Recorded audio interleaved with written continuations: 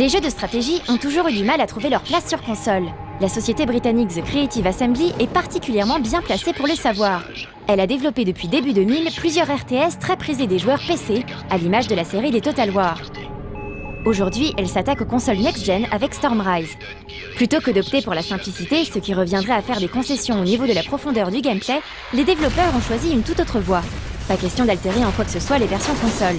Stormrise sera doté du même gameplay sur Xbox 360 et PS3 que sur PC, et ce grâce notamment à une utilisation ingénieuse de la manette. With Stormrise, what we've done is try to create a control system that works as well on console as it does on PC. The solution was whip select, and basically whip select is a really quick and very accurate way to move between the different units that you have on the playfield.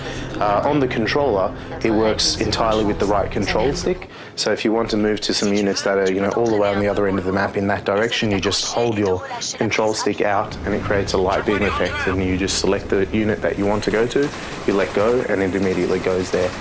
Also, if you want to quickly move around the map in a local area, you can just flick it, and when you flick it, it goes in that direction to the closest unit that's near you. So when you combine the two of them, sort of whipping and sort of holding it out and doing a precise movement, you actually can move around the map faster than you ever could before. Rendre Stormrise parfaitement jouable à la manette était indispensable pour pouvoir espérer accrocher le public de spécialistes visés. Mais en même temps, ce facteur n'est bien évidemment pas suffisant en soi pour permettre au jeu de s'affirmer parmi les autres titres du marché. The Creative Assembly a donc décidé d'introduire de nouveaux éléments de gameplay. Le plus important d'entre eux tient incontestablement à l'utilisation de la verticalité. A really new feature, the whip select is fantastic because it means that it works on console as well as it does on PC, but the really important thing about this game is verticality. So verticality means it's a real 3D gameplay. Because of this sort of movement technique that we have with whip select, it's a 3D sort of realm, and so we can create 3D environments. And also, we have much more in our RTS game than just a flat map. Traditionally, RTS is just a flat map and you move things around it, but we can have tunnels underneath it, we can have rooftops that you look down from, we have aircraft that actually fly in different height spectrums as well as just moving across on a 2D platform. So there's a lot more in terms of strategy that you can have in our gameplay. We have levels that are entirely indoor buildings, entirely underground, and they're longer than they are wide. So there's a lot of different sort of things that you can do in terms of the gameplay. Traditionally with strategy games, the strategy comes entirely from unit design and their special abilities or their tech trees. So we have all of that. We have some units that are all well balanced, and we have special abilities and sort of interesting things. But on top of that, we've added all that strategy, that environmental strategy creates. So if you think about it like a first-person shooter game, you are 3D spatially aware, so you know that I might be in this room, but there might be someone underneath me, but I can't see them, and so you have to use different strategy. So bringing that strategy and putting it into an RTS game is what we've done. So it's probably, in a way, the most strategic sort of real-time strategy game there is, because you have to worry about more than just your units and their placement, but about where they are in their environment as well.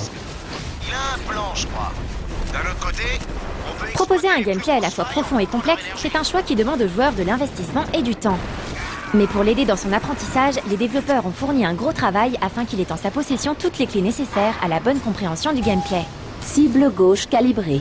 Joli travail. À présent, passe à l'autre côté. We've created a very rich tutorial, well, not so much just the tutorial, there is a tutorial, but the learning experience goes throughout the whole level. So there's 12 levels in the campaign mode, and effectively it's a really long tutorial. So we start off with flat maps, we start introducing a little bit of bridges and a little bit of this, that, and then also with the units, you start off with very simple units with simple movements, and then you learn about indirect commands, about, calling troops, different sort of activities. So the idea is by the end of your campaign, you're a master of all of it and you have a very good idea, so you can go online, play skirmish, or you can play, AI or whatever you like with your favorite maps. Parmi les points déterminant le succès d'un RTS se trouve en premier lieu l'aspect multijoueur. Avec Stormrise, The Creative Assembly a tenté de simplifier au maximum les démarches nécessaires pour rejoindre ou créer une partie. L'accessibilité a été le mot d'ordre, ce qui a notamment entraîné des choix essentiels au niveau du gameplay, qui n'incluent pas par exemple la construction des bâtiments. Unité perdue.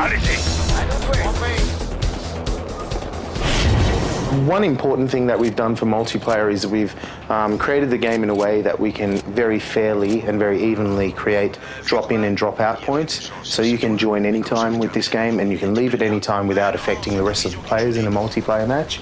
We think that's very important because traditionally RTS games require a very long time commitment, and you have to have enough time to sort of play the whole game.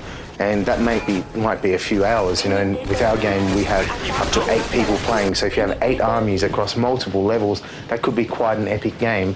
But with the way we've constructed our game with one resource, so we can calculate scientifically drop-in, drop-out points, well, our building constructions are locked onto particular sort of locations, they're not random, and also the tech tree in our game is linked to individual units and not so much to a research branch or to a building. And so that way we can actually calculate fair drop-in points, so sort of mathematical drop-in points for anyone who joins a game that's existing that isn't unfair on them as a new player, but also isn't sort of unfair for other players who have left. And also when they leave, it's very simple because all their resources get evenly split to their team members. They leave with the tech that they had for their units, and that's fine. And then and all the buildings can be sort of mathematically spread out. So it's a very fair system, and it means that you can have very quick games. If you only have 30 minutes for lunch and you want to quickly join a game, you can do that. But you can also have very big games that don't end if someone decides to leave. Stormrise semble être à ce jour un cas assez unique dans l'univers des RTS. Rarement on aura eu affaire à un gameplay aussi dense sur console. Un choix qui s'avère au final plutôt payant. Mais ça, on le verra d'ici peu dans une critique complète d'un 101%. Ils le tiennent. Partons à leur poursuite. Non. Nous avons l'ordre d'attendre. Bientôt, il va avoir besoin de nous.